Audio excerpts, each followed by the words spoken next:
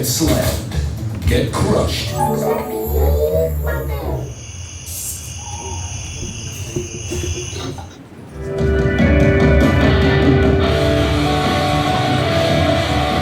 let's welcome the Red Candle Games, the winners of Best Design to be on stage. 掌声恭喜我们的赤足游戏，欢迎我们的游戏团队可以来到我们的舞台上。恭喜 F Pretender， 来请我们的局长以及我们赤足游戏的团队看一下我们前方镜头。是啊，带他的牌子，对啊，因为我还有一种巷口阿伯的感觉，他不见了，我今天很慈爱的感觉。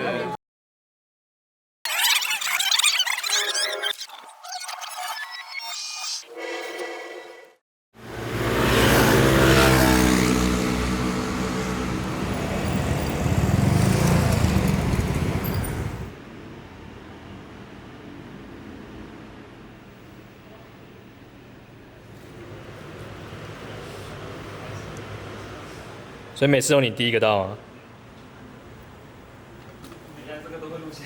没错啊，你现在开始抱怨。你刚刚说杨伟都很晚到，然后嘞？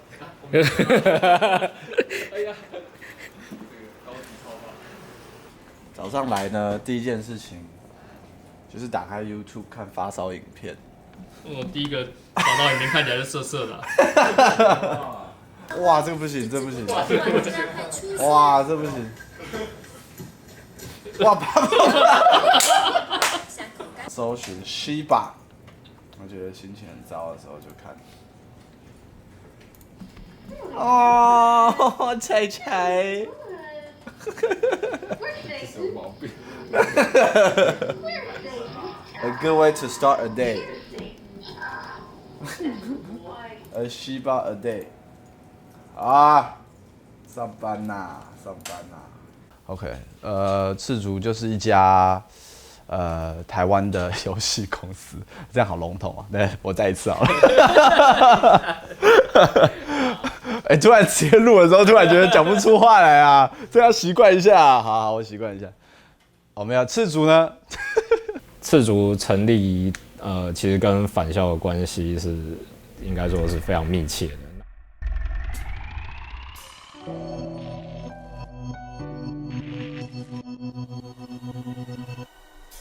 像那时候我是2014年，我从3到7月，然后到年底，然后我那时候都是自己一个人在做那个一个 prototype。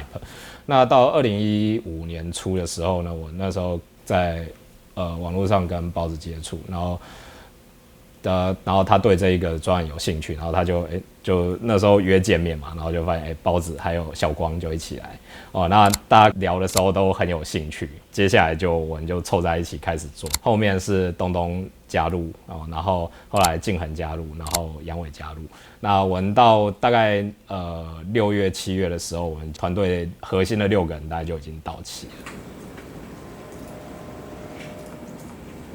我定期会去 IGD Share 嘛，然后 IGD Share 其实就是台北一个周期性的开发者聚会的一个地方，所以在那边有认识不少开发者。那个时候也是去那边，然后我跟咖啡才会认识。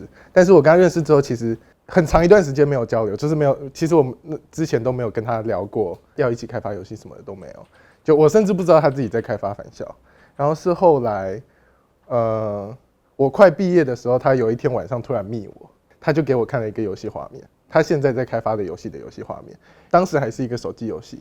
然后我一看那个画面，我就可以马上知道这是一个台湾风格的恐怖的一个游戏。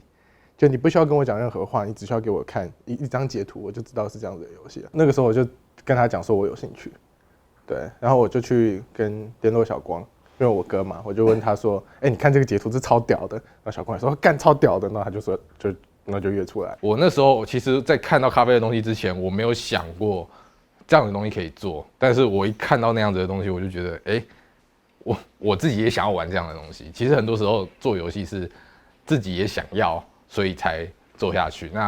那个时候就是咖啡的东西给我这样子的感觉以后，那我和包子就决定说，再回头 approach 咖啡，然后我们就讨论说，我们有没有办法对这个专案进行合作。那之后的结果就变成了现在这个样子。其实我在大公司里面算是待了蛮长一段时间，那从大公司离开之后，有试着接触一些，比如说独立开发或者是自己设计一些自己的专案，但是结果就是蛮不踏实的。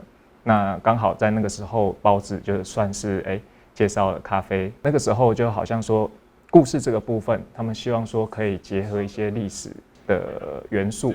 那因为我个人对于那种就是3分真7分假那样子的作品题材，其实是非常喜欢的。然后就想说，既然有这个机会，那就希望可以试试看。那就不知怎么的，就过了1年多这样，对，就到了今天这个样子。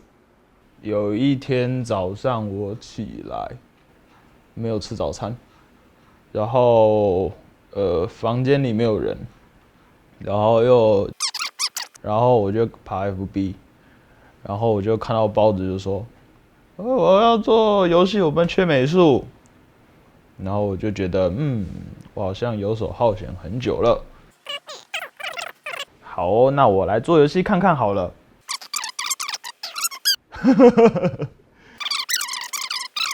看一看，然后聊一聊，事情就这样成了。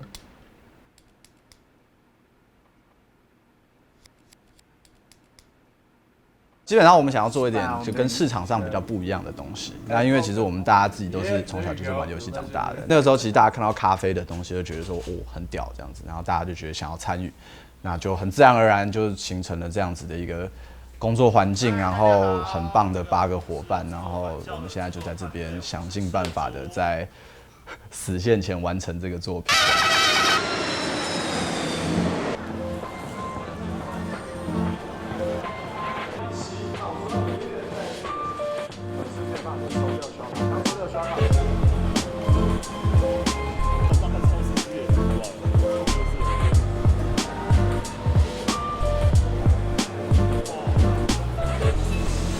一般你做行销，如果你只是在 Facebook 或者是游戏媒体这种方式的话，你接触到的会是同一群人。可是你办展的时候，有很多人可能是只是刚好知道有这个活动，然后过来看。那这样子的话，你接触到会是比较不一样的学生，或者是甚至有一些爸爸妈妈带小孩来的那种客群，那种是平常你在网络上可能碰不到的。然后再来就是有一些，比如说媒体或者是实况组，他们会来展看，他们会来那个就是各个游戏展看那个有哪些有趣的游戏，然后他可能回去会做报道或者是去实况这样子。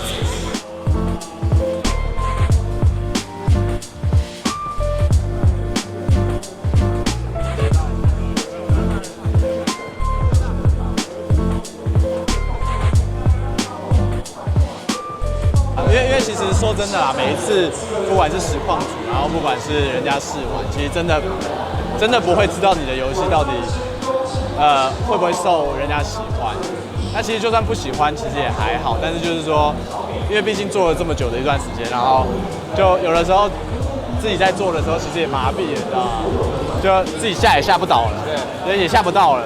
然后就真的人家在玩的时候，比如说真的吓到，或被那个恐怖的氛围就是影响啊，或者说你这边哪边做的细节做得很好，其实那个是真的会让我们比较有信心再继续开发下去。然后所以其实我觉得展览就是一件可以一直重复验证这样事情的东西，那我觉得还蛮开心的。只是我希望大家都可以更热情一点，然后也希望大家可以喜欢啊，对啊，就好像自己生的小孩有没有？小孩生了这样，大概是这种感觉。如果大家讨厌我们丑小孩，对，怎么办？对，好难过。有可能很丑，很丑。但是再丑的小孩也是自己小孩。对，再丑的小孩也是自己小孩。而且我觉得其实大家出来做游戏，包括我或小光，其实都是想要用这个作品来影响人。所以其实很多时候看到大家的反应，是真的很多成就感是来自于这里，因为我们想要表达一些我们想要表达的事情，然后到底能不能感染到人，或者说到底能不能影响到人，其实这件事对我们来讲很重要。那像对我自己个人而言，其实我觉得游戏就是，当然你要教它一门艺术也好，一门什么东西都好，但是反正它就是一个可以让人不管是抒压或感到害怕或感到娱乐这样子的一个互动媒介。那我觉得这是一个很特别的。毕竟游戏玩家花时间在你的游戏上面，可能3个小时、4个小时，那你会希望他在3个小时、4个小时是他之后一辈子会记得的一个体验。对啊，如果你能做到这件事情的话，你会觉得你好像改变了什么，你好像就是在这世界上留下了什么东西的感觉。有点是这样，对，有点是这样。有人选择造火箭，我们选择做游戏。对，把自己讲得好像很伟大，其实没有啦，其实也不过想赚点小钱，我是不甘寂寞，只是很宅，想要找认同而已。大概就是这样。做不完啊！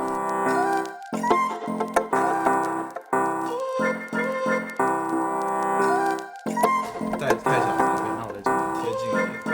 你好，这里是翠华中学教务处，现在是休假期间，如有要事，请在嘟一声后留言。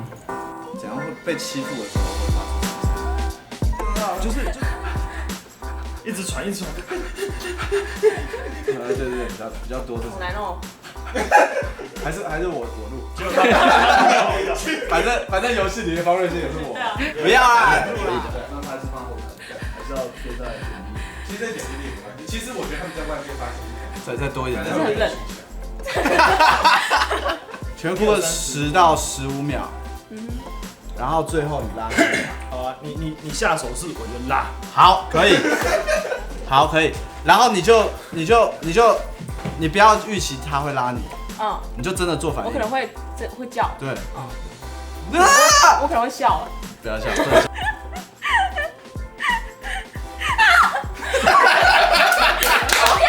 他在笑啦！你不可以笑啦！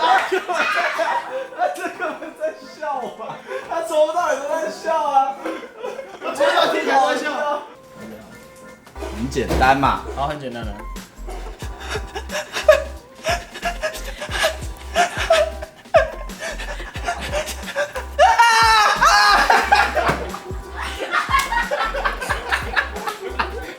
谁受得了？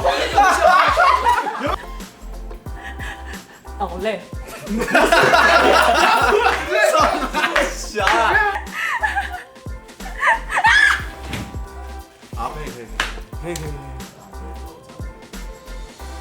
您好，这里是翠华中学教务处，现在是休假期间，如有要事，请在嘟一声后留声。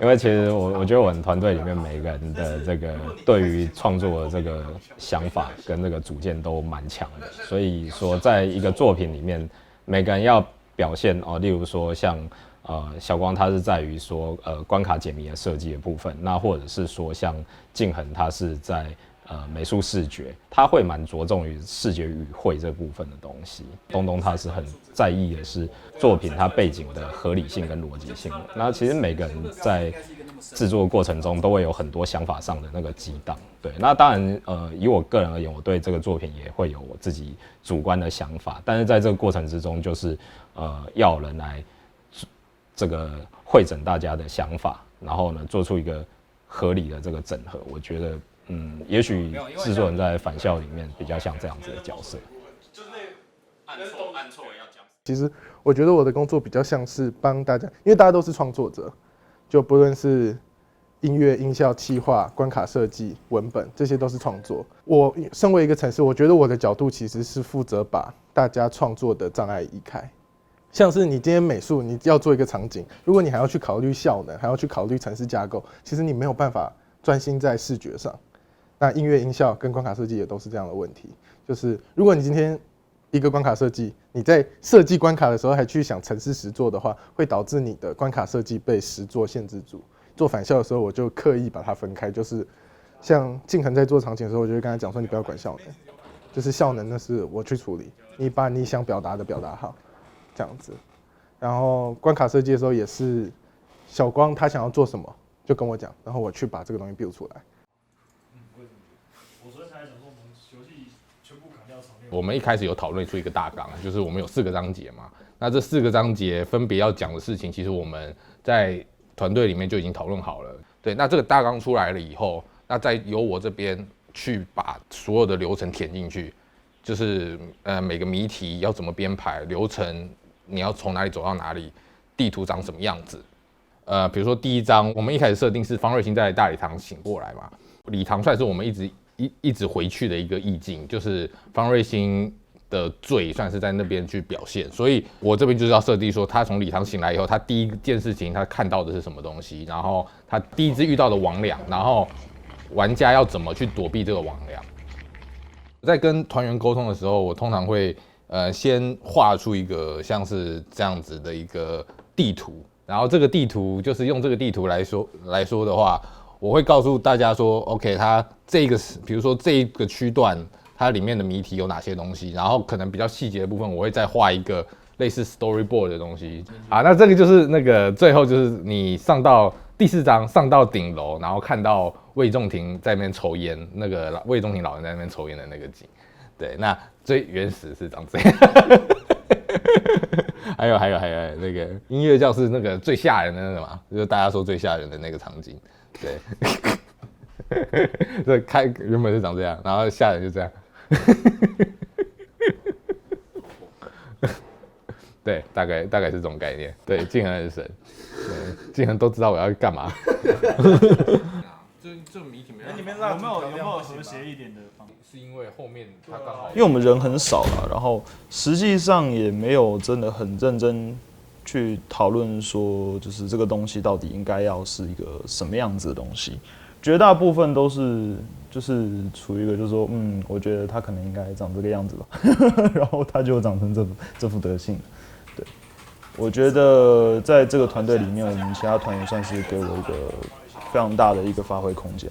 对，然后我个人当初对返校这款游戏，我看法是这样，就是它具有一些历史性的东西，然后有一些比较旧的东西在里面，然后比较多的元素是以前的东西，然后再加上它是一个恐怖的题材，所以呢，当初在设计的时候，我把它的色调压得非常非常的低沉，然后非常的闷，它的那个游戏的氛围非常闷，然后最主要的来源参考了一些就是报章媒体，有时候我们报纸看到一些社会版的新闻啊，那些图大部分有些东西是黑白的，然后有些记录起来它脏掉了，或者说泛黄或毁损的一些效果这样子，所以这款游戏里面大部分都集合这种氛围在里面。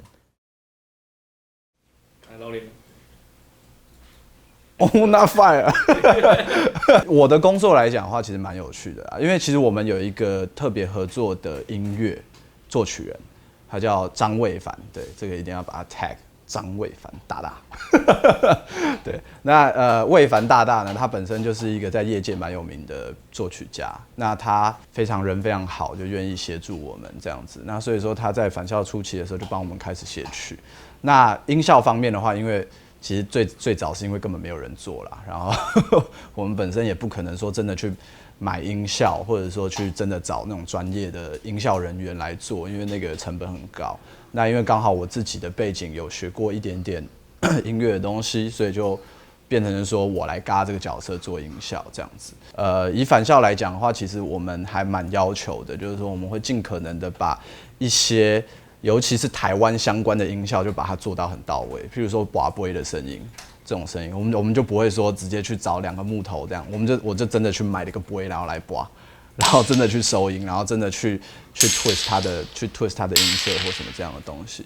那我觉得这个东西很难，因为很多东西像很多声音都就会有点搞死我，然后因为毕竟我也不是专业的，然后很多像说什么鬼出现啊这种东西就很抽象。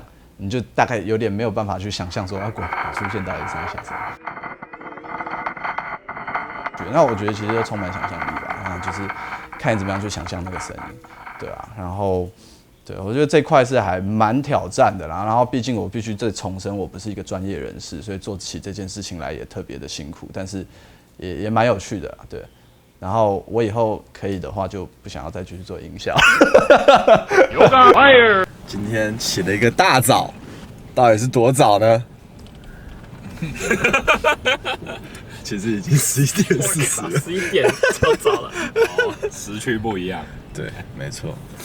然后我们要去强力录音室，我们合作的这个音乐好伙伴张卫凡大大，好不好？张卫凡大师要为我们操刀返校的那个音乐，今天有一段要录音，听说是要找一个女人来嘶吼，然后把它录下来。是上次讲的那一位吗？多厉害啊！对不对？我都不知道说原来我们的游戏里面还有女人嘶吼的声音。好了，其实我不太清楚，我也真的不知道魏凡要录什么。对，大家去见识一下。说到这个魏凡大大，对不对？也是神来一笔，对不对？我们之前也不知道他是谁，然后就小光说 PO 了一个说什么要寻找好朋友来一起做返校，对，那时候我们然后要争美术，公司都还没成立。对，然后原本要争一个美术哦，哎，突然来了一个音乐，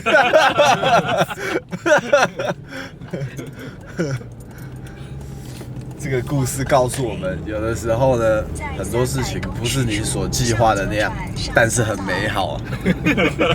好励志哦！是不是？哎，有没有想找一个美术？哇！结果你看，赤足到现在还在缺美术。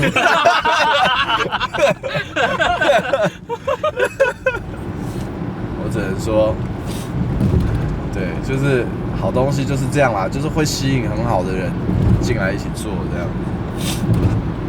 这当然也是因为返校是一个有趣的作品嘛，对不对？有时候魏凡配一配就也是蛮感动的。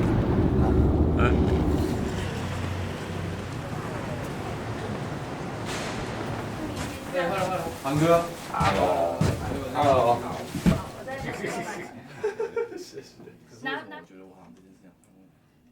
因为他是明星脸。说哦，原来说这个人他曾经觉得说他背叛他或什么的，可是这个人到最后他还是用一种很无私的心情在爱他，就是他有一点算自我放弃，然后但是有一点无奈，有一点不知道该怎么释怀这样子。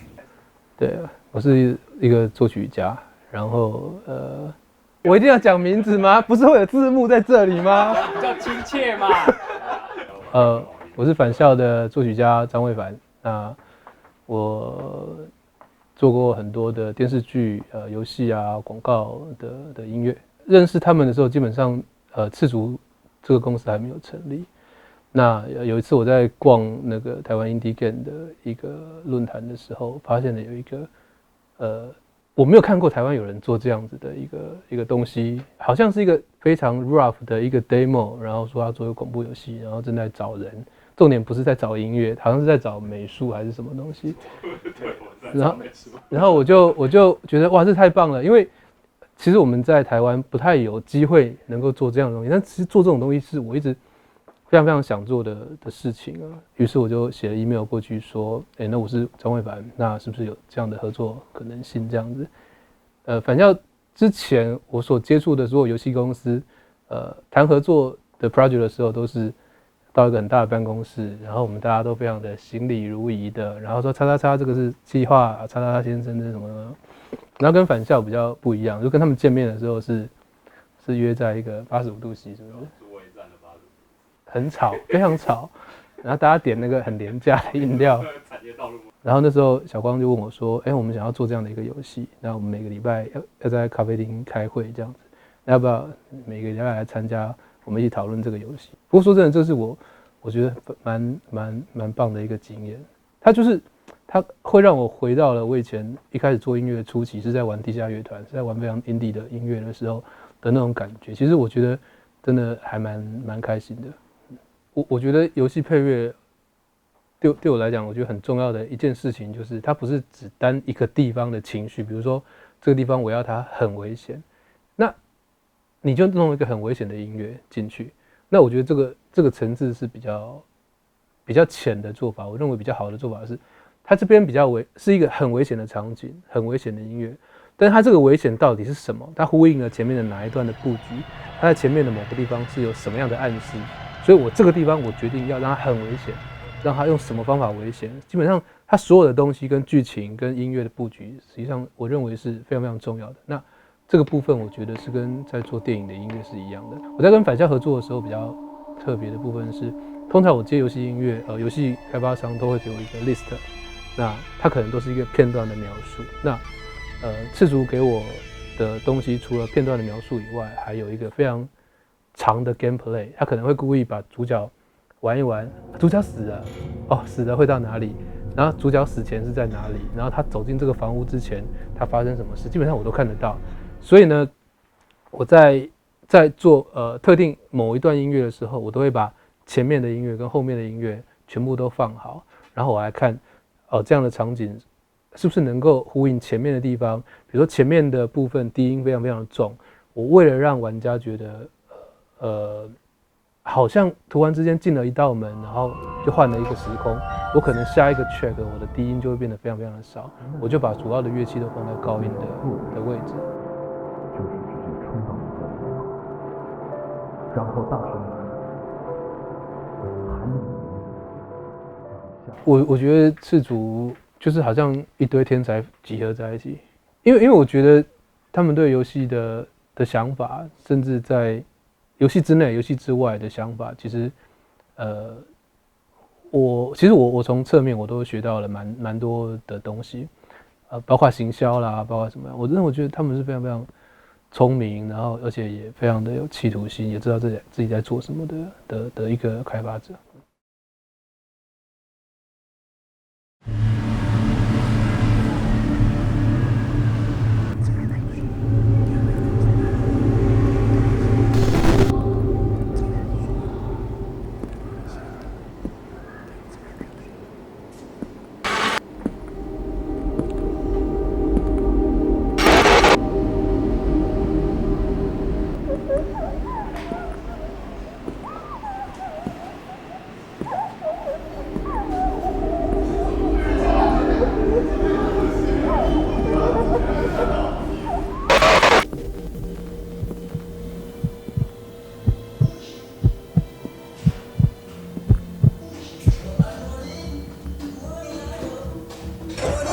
我爱莫妮，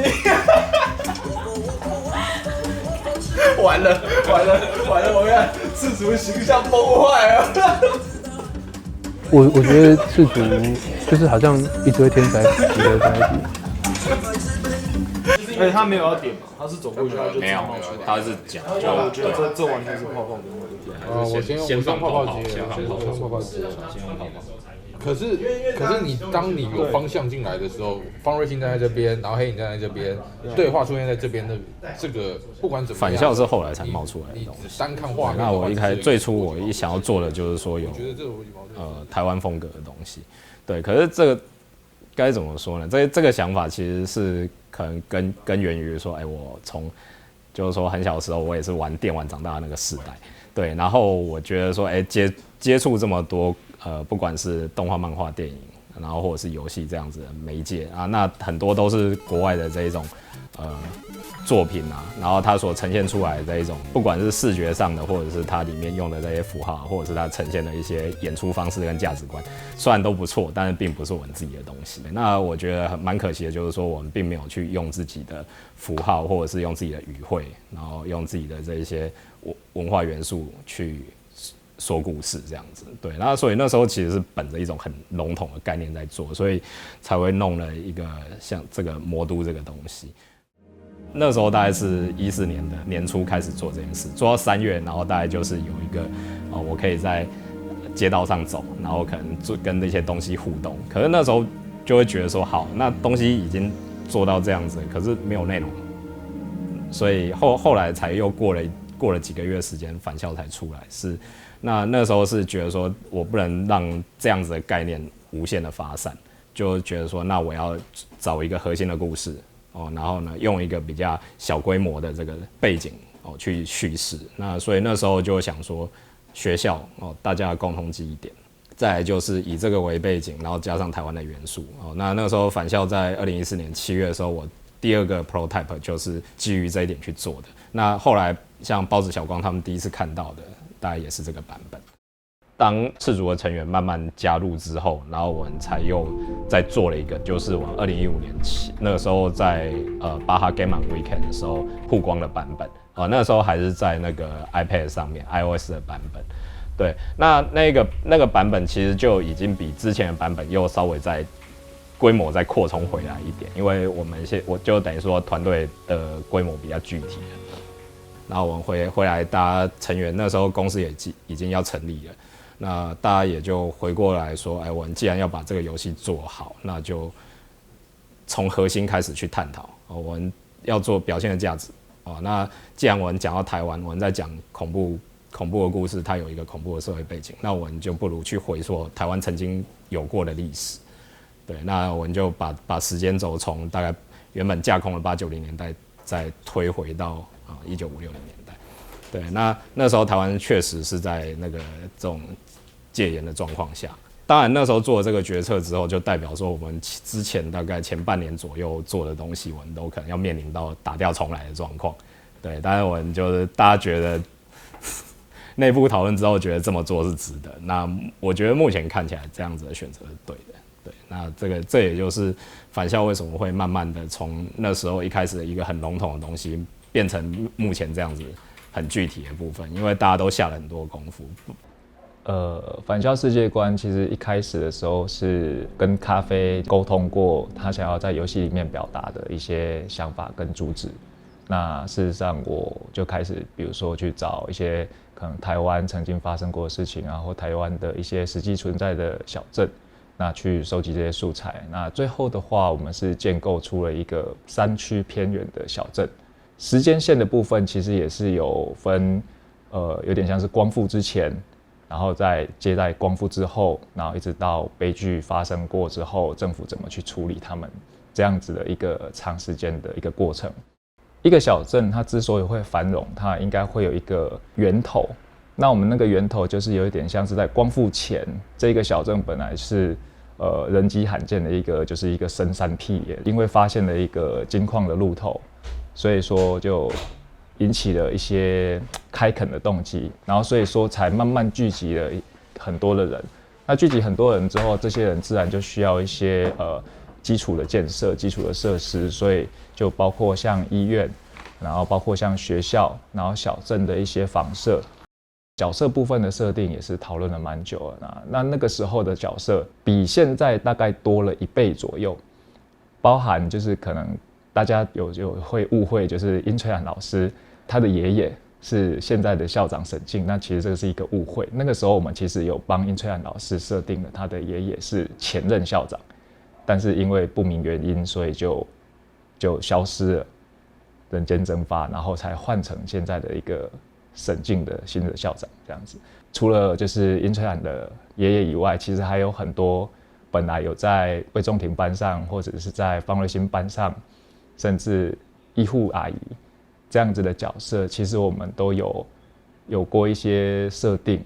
那当然比较可惜，就是说，游戏最后，因为我们想讲的东西其实是想集中在学校，然后方瑞欣跟魏仲廷他们身上的故事，所以这些部分的元素到最后就是变成一个背景这样子的一个存在。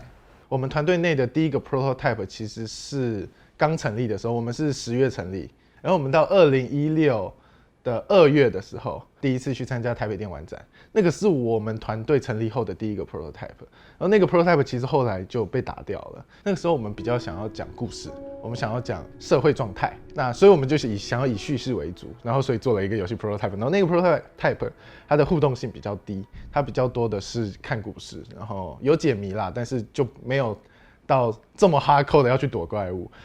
那个 prototype 我们做出来之后放出来给大家玩，因为我们去参展嘛，然后就会有很多的玩家在那边走来走去，就会来玩。然后玩了之后就发现其实我们悲剧了，就是跟我们想的不太一样，就是我们放了这么多叙事，其实玩家没有办法一开始就进到那个情境里，他需要有一个东西让他很专心。所以这我们又回来重新审视，就是我们发现效果不好。我们想要叙事，但是玩家进不去，因为 prototype 这个东西，它会一直反复，就是你做好了一个可以玩的东西给玩家玩，然后你会发现有些地方不好，那你又会再改。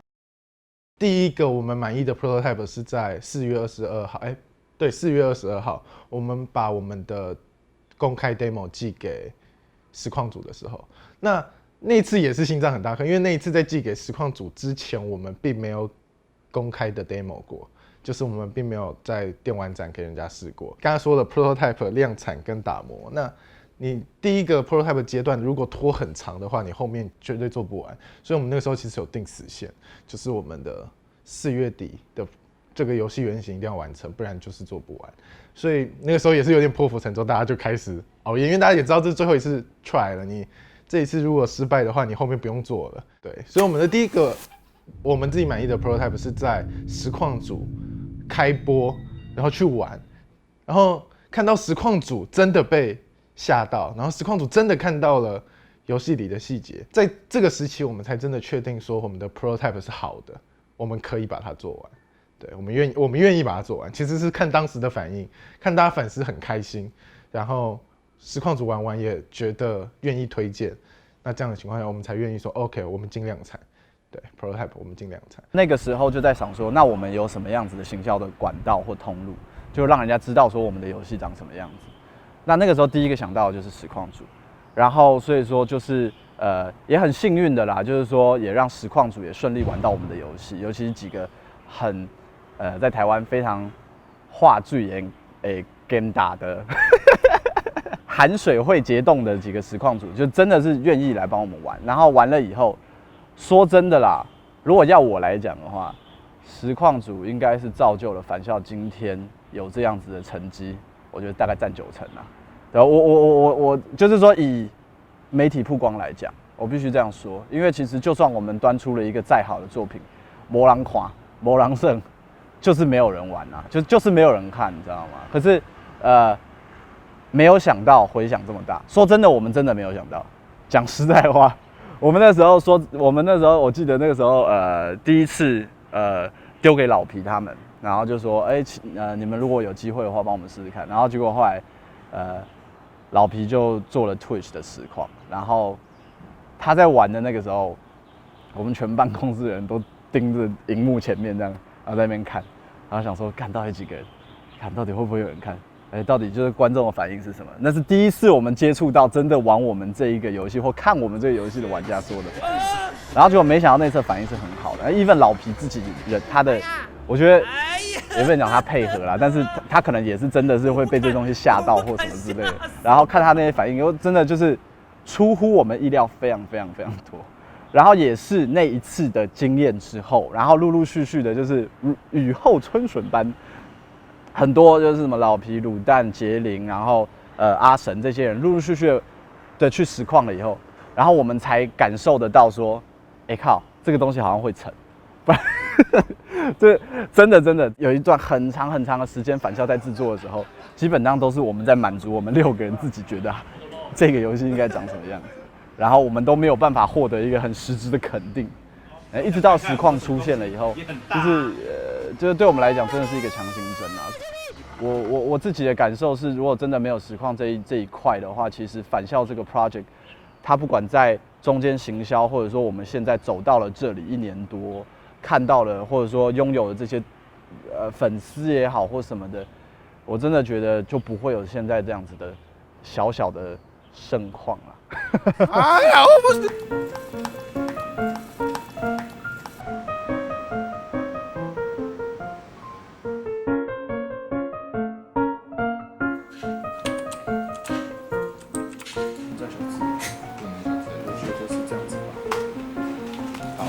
并透过 Steam 平台主程式兑换使用。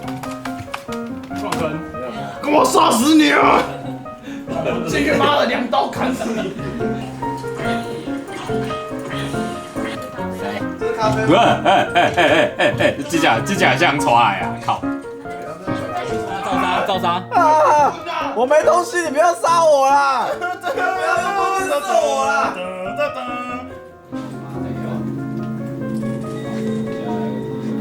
那我拿我2个。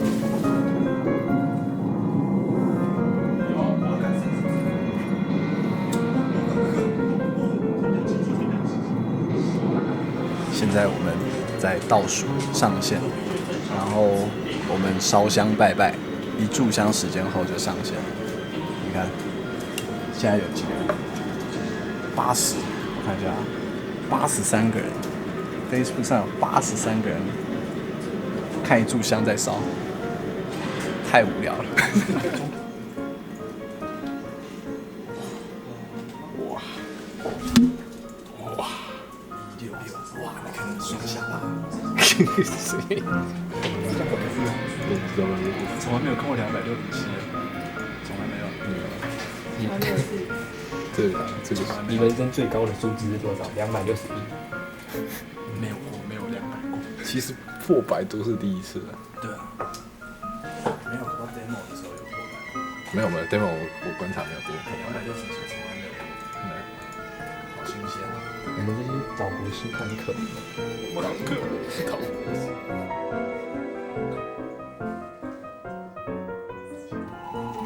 好，那看他慢慢爬向爬太快就要爬慢一点。不行，我会死掉。爬那么快不可怕。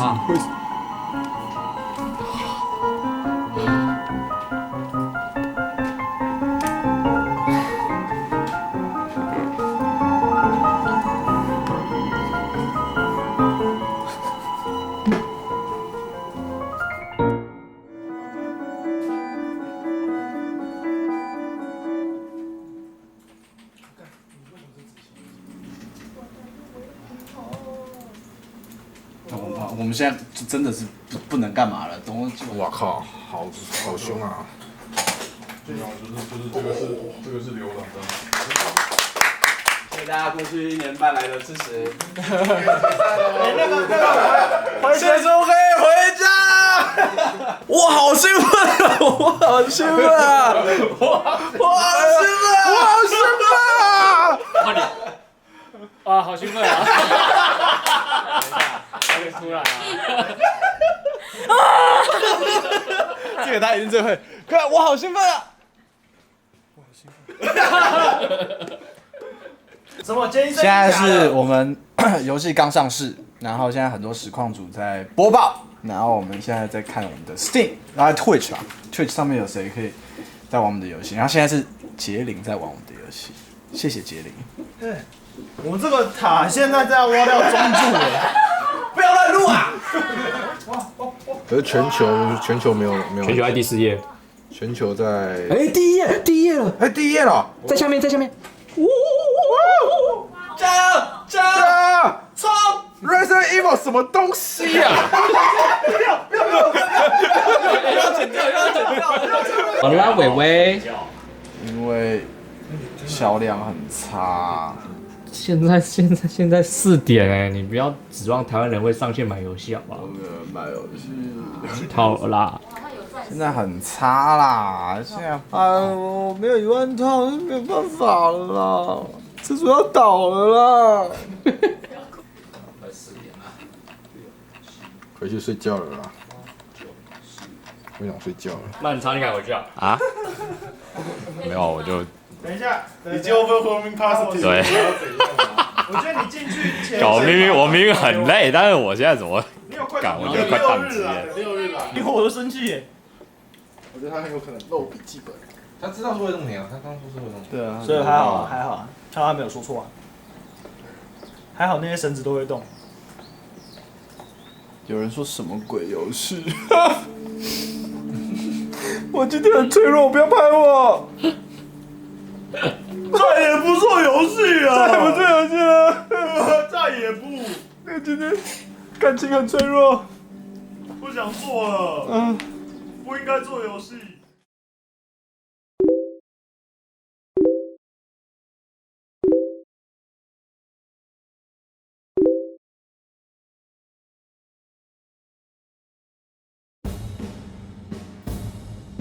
游戏界出现台湾之光，看游戏界台湾之光。有一个人在教室发现黑板上回头奋斗的新创中心团队。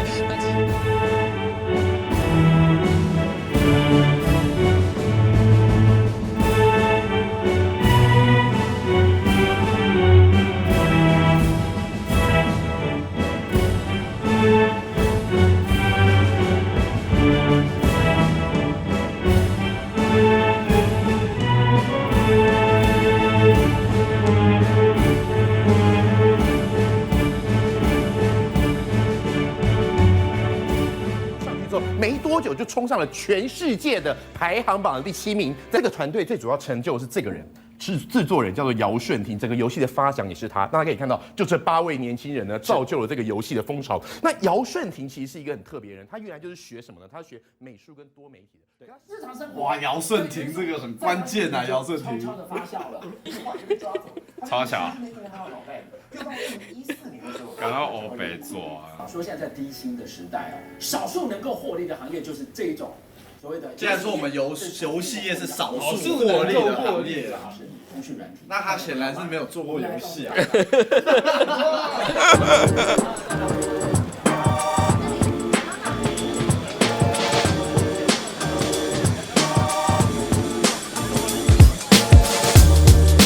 在这个最热卖的游戏，这个是真的。其实我们的文化，就包括我们的游戏里面有脚尾饭。然后有一些像城隍庙这样的元素，其实外国人看到的时候其实是新鲜的。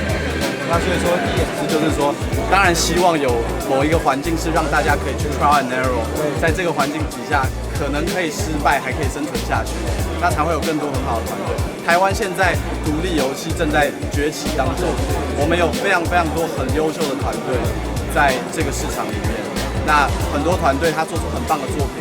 他可能第一，他没有办法资金营运，或者说他没有办法曝光。那这边当然就是希望各位就是想想，对，是。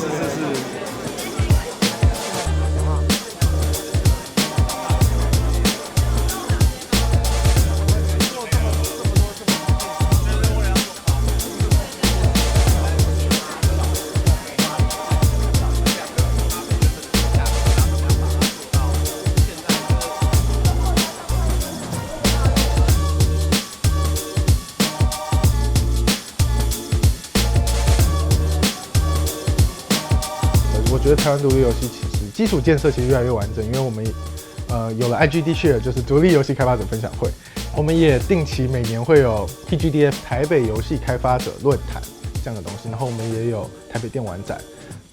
也有很多，除了那些之外，还有很多大大小小的游戏聚会。那这都是近年来才开始长出来的。就是我在刚进游戏圈的时候，其实没有这些东西，但现在什么都有了。就是你要比赛有比赛，要论坛有论坛，要分享会有分享会。我第一次接触游戏界是独立游戏开发者论坛这个地方。那这个地方是 Johnson 在 host， 就是台湾一个开发者叫 Johnson 林荣生。那他办了一个这样子的聚会，然后那个聚会是每个月会请开发者来分享最新的近况，像要怎么制作、怎么联络、怎么跟粉丝沟通，这些东西都是会去讨论的议题。然后 Johnson 就是负责去联络这些东西的。我觉得台湾游戏界，他真的把台湾游戏界带起来很多，因为包含我以前在赤足成立前，我做 Constancy 的时候，他看到 Constancy 是他把我拉进游戏圈的。就是那个时候我不认识游戏圈的任何一个人，我只是一个在大学里面做游戏专题的小屁孩。那是他邀请我们去独立游戏分享会，然后去分享 Constancy， 然后那个时候才认识游戏圈的人。然后当认识游戏圈的人，我们才有办法知道大家开发的情况，我们才有办法成长，我们才有办法资讯交换。对，这部分其实 Johnson 一直都在帮忙，他默默的在帮忙，他其实没有特别的去说这件事，但是我们都看得出来，他其实在想办法让所有的开发者的基础起跑点一直往上拉，他一直在帮我们拉起跑点。所以以台湾的环境来说，我觉得现在做独立开发已经比以前好很多了，环境上来讲已经好很多了。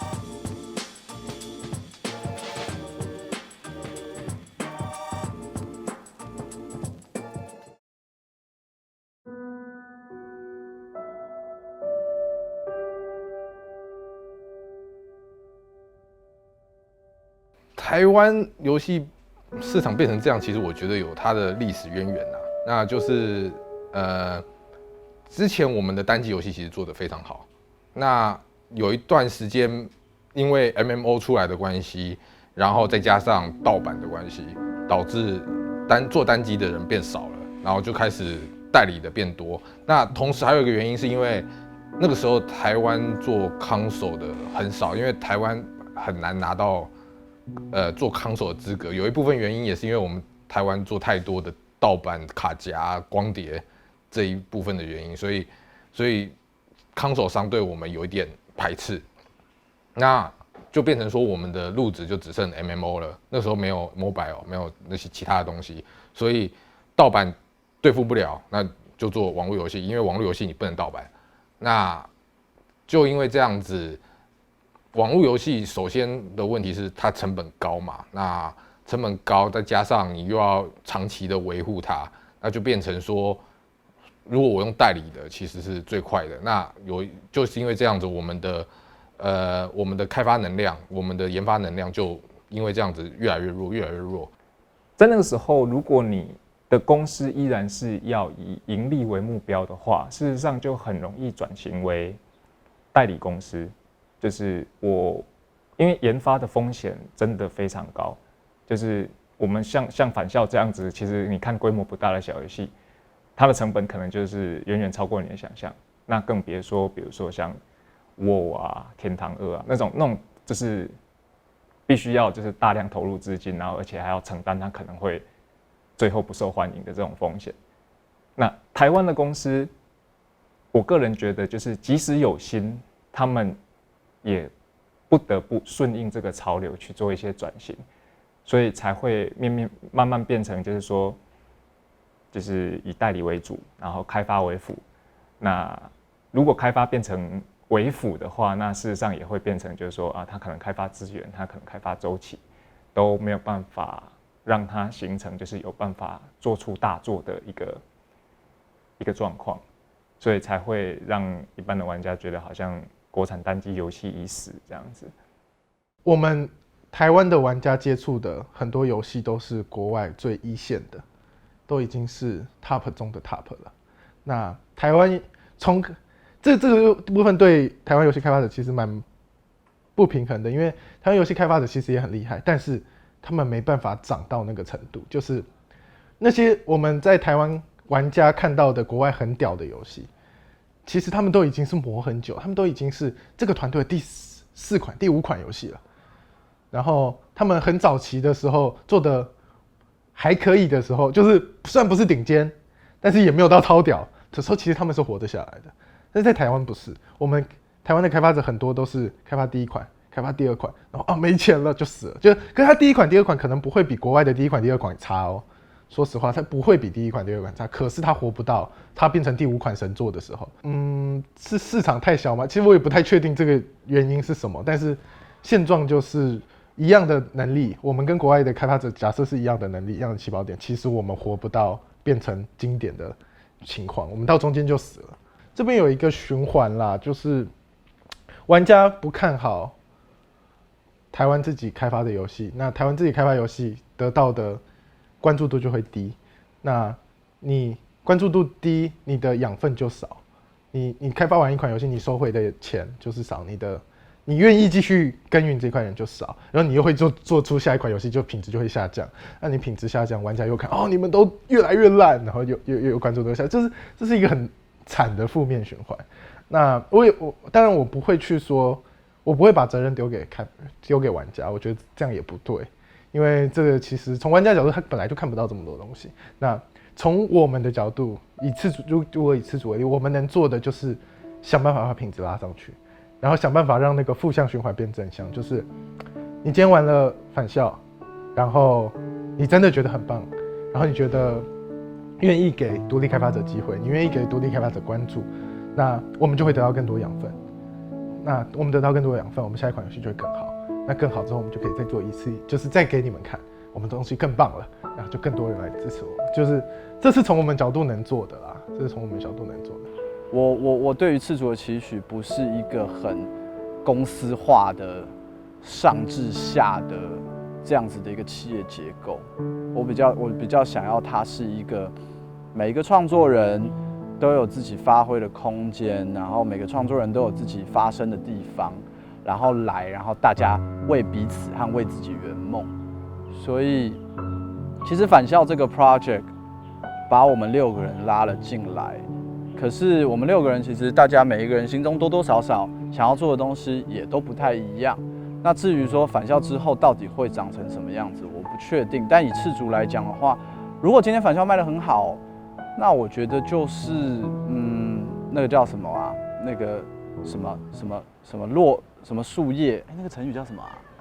哎呀，我好想知道那个成语哦，成语。什么成语啊？就是那个树叶会分支叫什么啊？开枝散叶。哎，对啊，好，再来一遍。基本上就是会希望赤足的就是我们的创作者，然后还有我们的作品，就是开枝散叶这样子。就是说我们赤足一个本体，然后support 了大家，然后大家可以开枝散叶去做自己想要做的东西，然后有很多很多很棒的作品这样子。这是我的想法啦，有点像是一个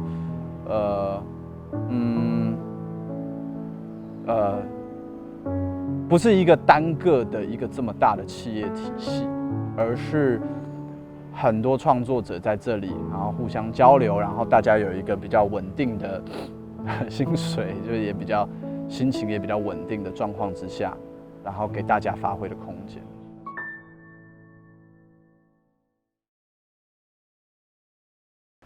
你给我照这样，你问我双下巴怎么办？我是很帅的人，你给我照双下巴。